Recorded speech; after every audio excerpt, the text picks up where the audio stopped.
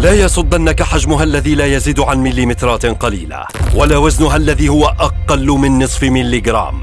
من هذا النمل مهندسون معماريون وعلماء في الطاقة وخبراء في المناخ. من اللعاب والطين بنوا ناطحات سحاب النمل هذه التي يصل ارتفاعها إلى 10 أمتار. فيها من أسس الهندسة وقوانين الفيزياء وأنظمة التهوية والتبريد ما يعادل نظاما مماثلا في ناطحة سحاب حقيقية بارتفاع 3 كيلومترات ونصف.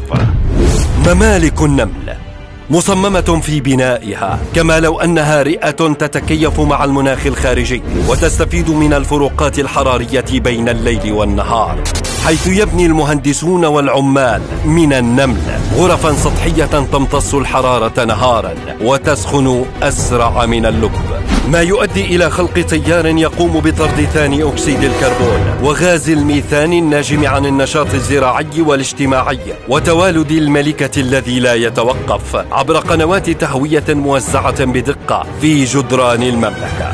وفي الليل ينعكس هذا التيار بحيث تبرد الغرف السطحية أسرع من الداخل، ما يؤدي إلى تعديل حرارة المبنى ككل بحيث لا تزيد عن 32 درجة مهما كانت حالة الطقس.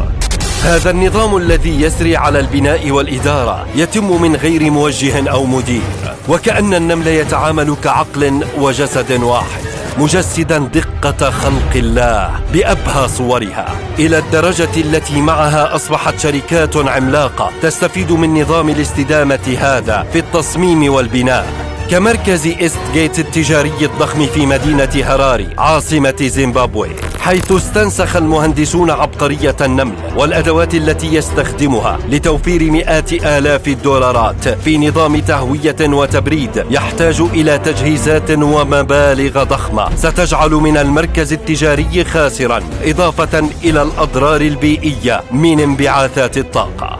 وكما يبدع النمل في ناطحات السحاب، فإن له هندسة عبقرية أيضا في المدن الجوفية والأنفاق. فهذه إحدى مستعمرات النمل العملاقة في البرازيل، تمتد على مساحة 50 مترا مربعا بعمق 8 أمتار. أزاحت 8 ملايين نملة لبنائها 40 طنا من التراب، وهو ما يعادل جهد البشر في بناء سور الصين العظيم.